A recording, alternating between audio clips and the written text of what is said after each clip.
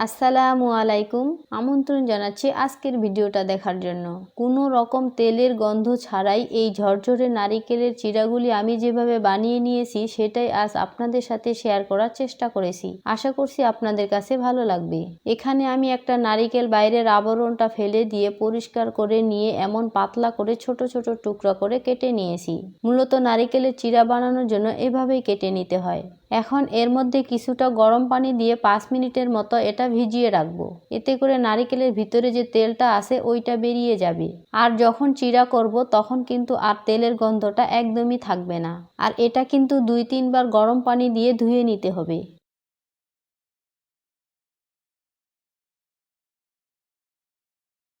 নারিকেল থেকে তেল এবং এক্সট্রা পানিটা যখন ঝরে গিয়েছে তখন কিন্তু নারিকেলটা একদমই ঝরঝরে হয়ে গিয়েছে।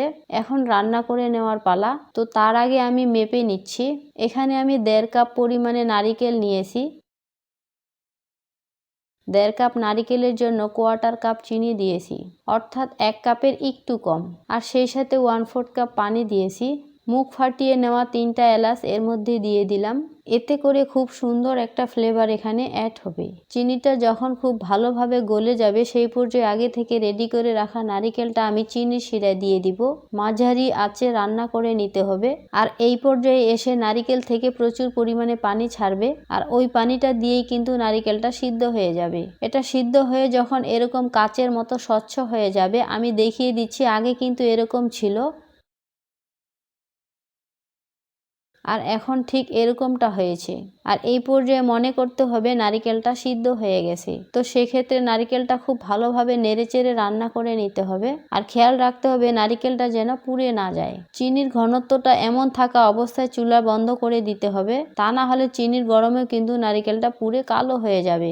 চুলা বন্ধর পরও কিন্তু অনবরত নাড়তে থাকতে হবে আর নেড়েচেড়েই ঠান্ডা করতে হবে, তা না হলে কিন্তু একটার সঙ্গে আরেকটা মিশে যাবে, এভাবে ঝরঝরে হবে না। আমি তরকারি রান্না করা কড়াইয়ের মধ্যে এটা রান্না করেছি, তাই এর কালারটা কিছুটা হলদে হয়েছে, তা না হলে কিন্তু এটা সাদাই থাকতো। চিড়ার সঙ্গে যেন অতিরিক্ত চিনি লেগে না থাকে সেজন্য একটা ছাঁকনির সাহায্যে আমি এভাবে চেলে নিচ্ছি। আমার আজকের ভিডিওটা আপনাদের কাছে যদি ভালো লেগে থাকে তো প্লিজ একটা লাইক দিতে ভুলবেন না।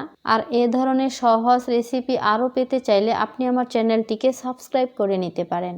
আজ এ পর্যন্তই। সবাই ভালো থাকবেন। আল্লাহ হাফেজ।